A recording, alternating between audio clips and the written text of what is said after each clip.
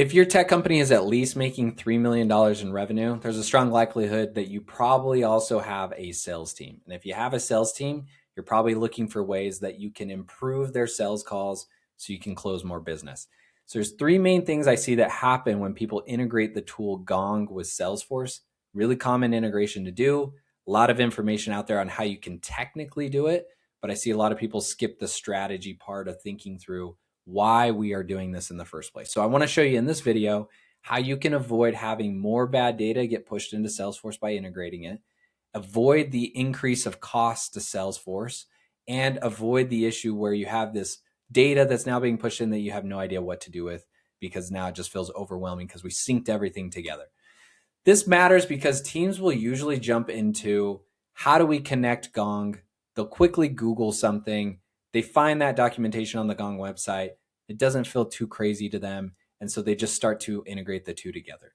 They're not thinking through questions that they should, which are, why are we doing this in the first place? What's this going to change for the business? What could go wrong if we just jump to integrating them today?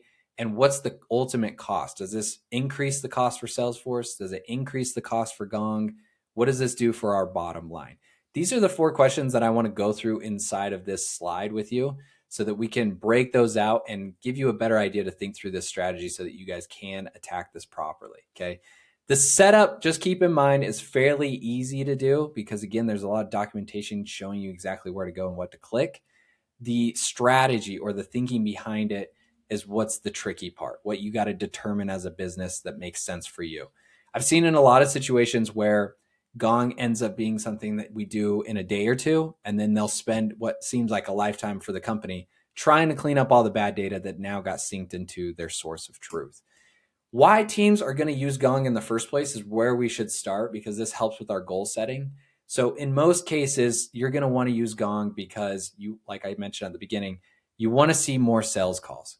You want to be able to coach your reps on what they should or shouldn't do.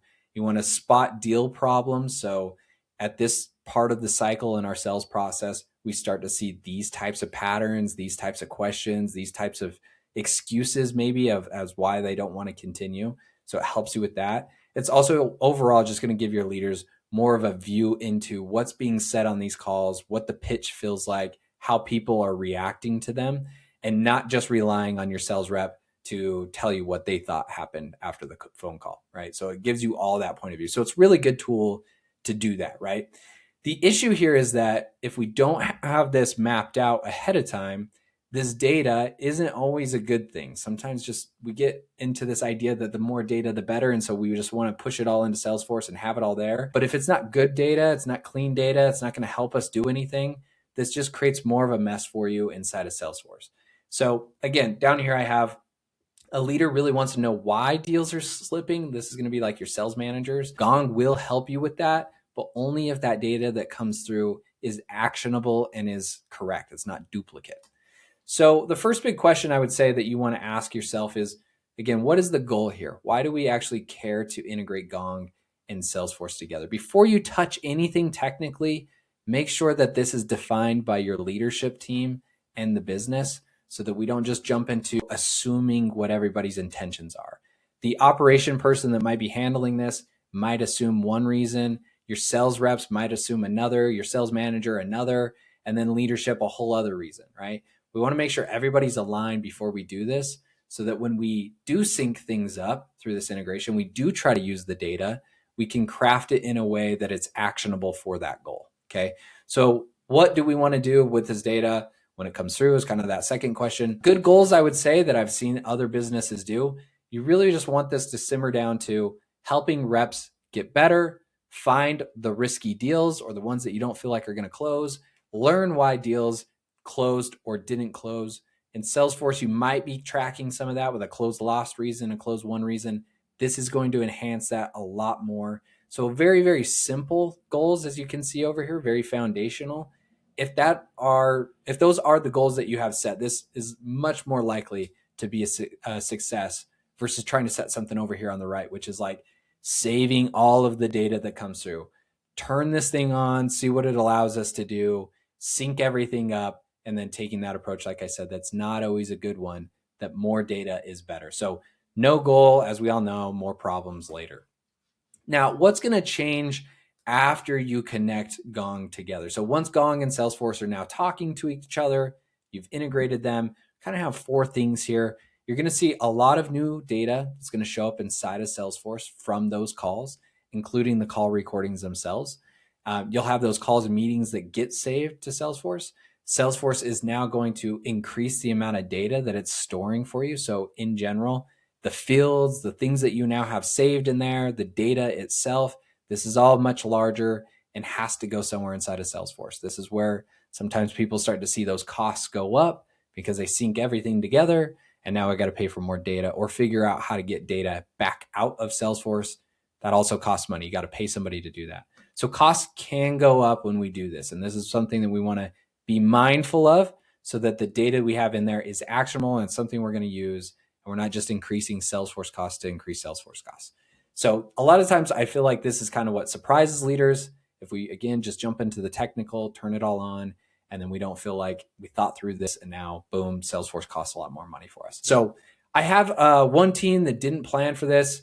And an example where we've done this in the past, 6 months later, Salesforce storage became a really big issue for these guys where we had to then figure out retroactively, do we want to export everything and put it into like a data lake and then connect your data lake and Salesforce together? A way to do that is like Snowflake and Salesforce. That in itself, it costs a lot of money to do. And it also put them on a really big time crunch because now they had to make a decision, right? It's either we pay for a lot more storage from Salesforce, which is a costly choice, or we come up with this idea to do a data lake. And maybe we just don't even have the people at our company right now that's going to be able to support or help us do that. So really good example here of something I've seen not work well. One more example, when I worked at Divvy full time, we had this happen as well where data storage kind of snuck up on us. And then we had to go to a manual export for a while we came up with the decision. So just to get rid of data, we had to figure out all the old records we never touch inside of Salesforce and export them out to like Google Sheets or Excel sheets until we came up with a better example of how we would store the data. So it just puts you in a bad situation is what I'm trying to say if you don't think through these little things. Cost questions, I think that you should ask if you're in that meeting with leadership or you're a part of leadership. I would think through some of these 4 questions I have listed, which is, do we need every call in Salesforce? Are we going to actually use and listen to every single call that goes in there? And if so, how are we going to use that? Are you going to literally have a performance metric where the sales manager listens to all of the calls? If it's not all the calls, how do we identify the ones that we want in there versus the ones we don't want in there? Another question could be, how often are we going to go in there and try to clean stuff up if we're not going to listen to all the calls?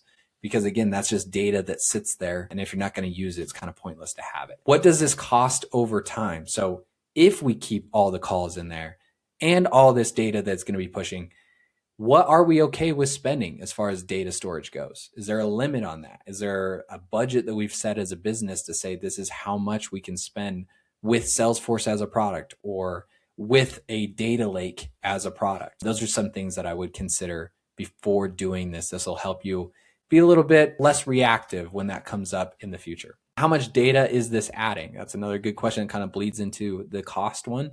So how much do we want to actually set a budget for to store inside of there? How much will it increase it? How much do these videos and calls actually take up? You know, what are the sizes of those files when they do come through? What's our average call going to look like? Is that 30 minutes, an hour? And if so, you know, how much is that going to add up to? What happens when sales doubles here? So the other side would be if we continue to increase the amount of leads that we get and take on more calls, maybe right now we're only thinking from a short-sighted view. I've seen this a couple times where we have 10 sales reps, right? And so that means we're going to be at X amount of data storage and cost in 6 months from now.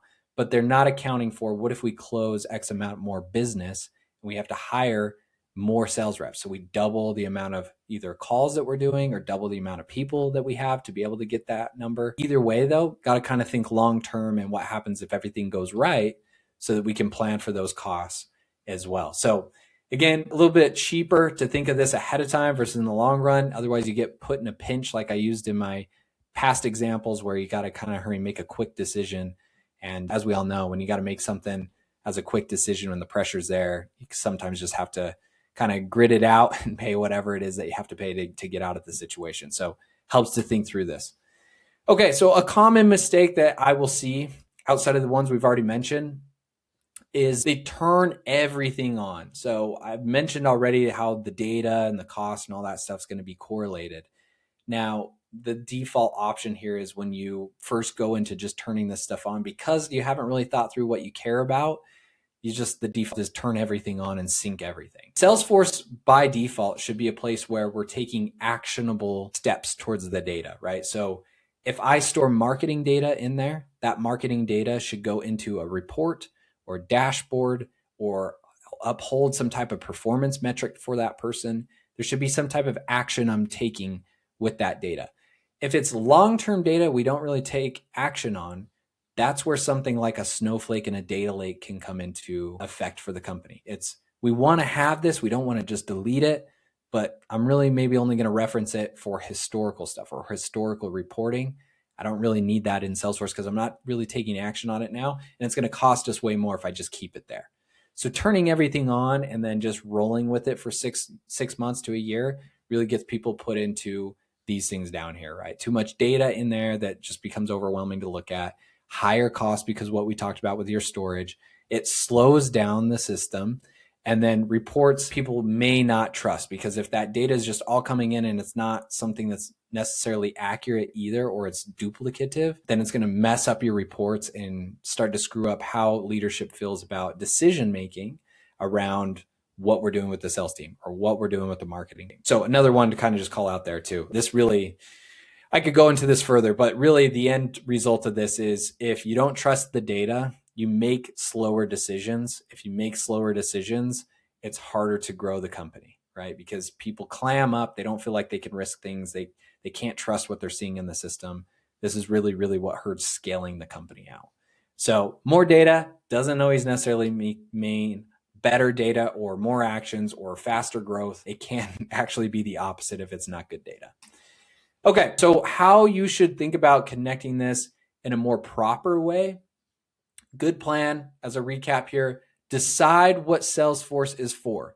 9 times out of 10, you use Salesforce for like your one-stop shop for all your information. Depends on where you're at as far as revenue goes. The smaller you are, the more likely it is that this is just your one-stop shop for everything. You have all your data in there. It's what I like to call the quote-unquote source of truth. If you're a little bit bigger, you might have something like I mentioned, like a data lake, or you export information somewhere else. Either way, you have to have a definition of what is Salesforce going to be used for. If you don't know that answer, I would say use it for actionable data. That's by default probably the safest way to think about Salesforce. If I'm going to do something with the data in there, it needs to live in Salesforce. Number 2 is deciding what stays in Gong. Like we mentioned, not always necessary to sync everything together. So you might want to think through what we should keep in Salesforce, what we should keep in Gong, and why we would go to those separate places. Don't get caught up all in the hype that everything needs to live in one location. Yes, we want to do that to some degree, but we also don't want to overwhelm it and make it just feel like, again, we just have data in there to have data in there. 3 is sync only what matters. And 4, set rules before you turn it on. So a lot of definition, a lot of defining what we want these systems to do, what we want to sync, what those fields mean, who's going to own them, who's going to take action on them. That all needs to happen before we try to technically integrate these two together. Like I have down here, Salesforce should usually hold the signal. And again, if you don't want to store everything forever, data lake is a good way to get around that with cost too. Okay, so how to avoid problems when we actually go for this integration. To have a lower risk, once we've defined everything, we're ready to actually integrate this. One of the other things that I would recommend doing is starting this off with like a control group. So a lot of people like to pick maybe 1 or 2 reps or a smaller team or something where we can control the outcome a little bit better and it's not just turned on to the entire company all at once. This allows us to check the data, make sure it's coming through correctly. And depending on who you are listening to this video, if you're the operator and you're rolling this out, that kind of keeps you from not having mud on your face, right? Because if we roll it out to the whole company and it's incorrect, then everybody knows that it was bad and it didn't go well. So having a small team and getting some feedback, really helpful. So I would start with 1 team or a small team or a control group and then test that before you roll it out. have them check it, have them see the data coming through. Make sure what you see is accurate and actionable. Align your sales team and operations is obviously a sales tool.